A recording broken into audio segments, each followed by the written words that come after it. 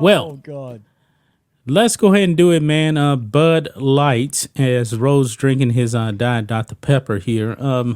Bud Light, they're on some very, very hard times right now, and it seems like times are just getting worse for them. The boycott is in full effect. The boycott has been very, very effective. Sales are down across the board. And you know what? Something that people never thought about? Expired beer. Have you actually thought about that? You know, when you go into a grocery store, expired beer? Beer gets bad. It goes skunky. Yeah, it turns into bad beer. Yeah, but when you've actually went to a grocery store, have you actually thought about, you know what? This beer, man, it may be bad. I don't think anybody's really actually thought about that. I'm guilty of it. I have thought about Okay. it. Yeah, I have. Yeah. Now, this is as of a once very active and avid beer drinker. Yeah, I did think about it. Yeah. Yeah, well, but normally it's not something you really got to worry about. But it has crossed my mind as I was getting ready to buy beer. Yeah. I wouldn't call it like, hey, look at the date on the milk, that kind of thing. But since Bud Light is not selling their beer, that beer has been sitting there a while. I mean, this boycott has been in effect for 2 months now. And guess what? Beer is going bad on the shelves. And Bud Light, they're going to buy it back. It is that bad, guys. It is that bad. Look at this.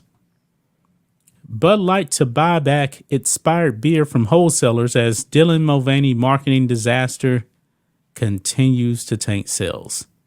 Isn't this glorious, Rhodes? I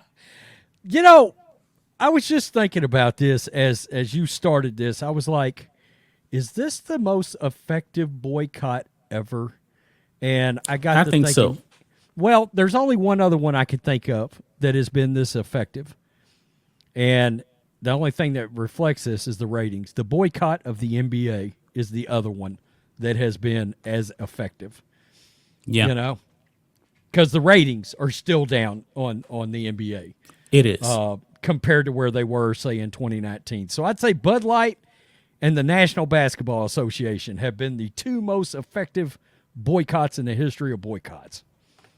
And it's not slowing down, man. That's the thing. Look at this tweet right here.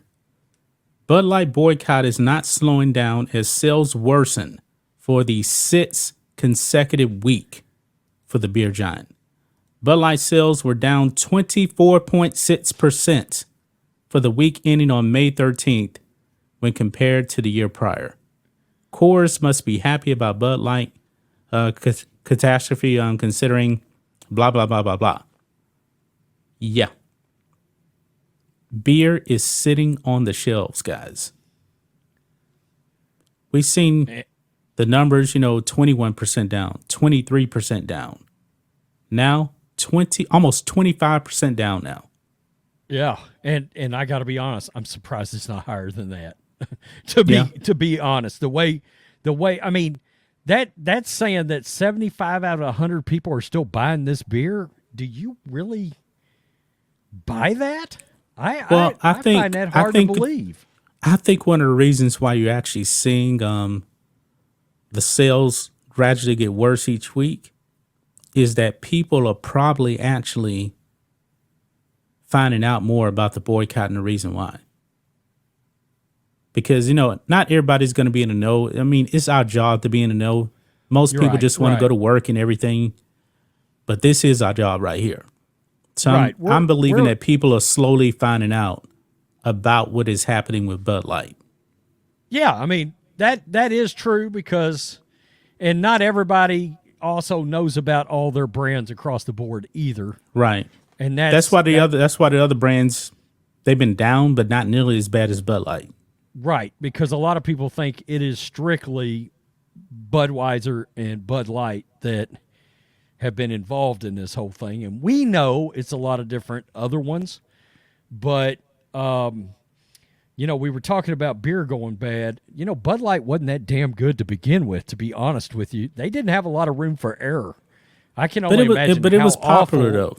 It was popular. No, it was very popular, but I can only imagine how bad old Bud Light is.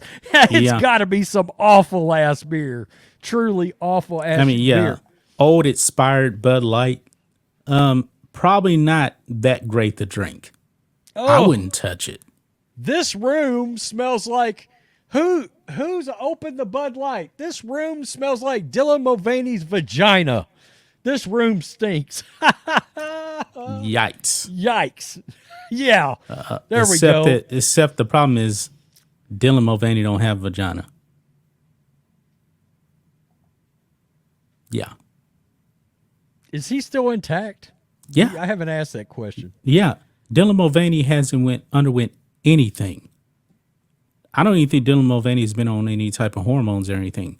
Just the facial surgery, and that was it. So he's naturally that damn bouncy and shit? Flat as a board, man. Got the bulge and everything. I know, but he's always... Dylan, you could have put Dylan Mulvaney on the Adidas swimsuit, and it would have looked like the guy that was actually modeling for Adidas.